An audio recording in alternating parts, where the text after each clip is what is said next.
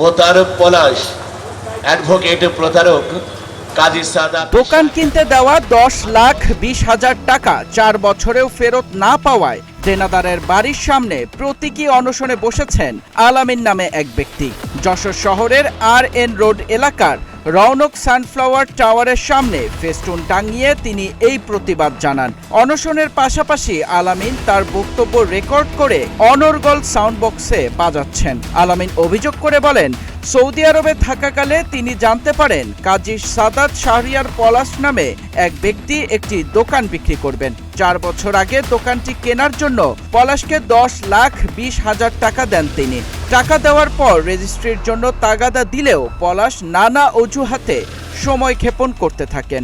পরে আলামিন জানতে পারেন দোকানটির মালিকানা নিয়ে শরিকদের মধ্যে বিরোধ রয়েছে এবং পলাশ এককভাবে এর মালিক নন। আলামিন বলেন, দেশে ফিরে অসুস্থ হয়ে পড়ি, এক পায়ে অস্ত্রোপচার করে রড বসাতে হয়।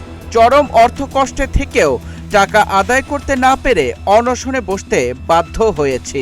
অভিযুক্ত কাজী সাদাত শাহরিয়ার পলাশ টাকা নেওয়ার বিষয়টি স্বীকার করেছেন। তিনি বলেন, শরিকি জটিলতায় দোকানটি আলামিন বা অন্য কারো কাছে বিক্রি করতে পারেননি।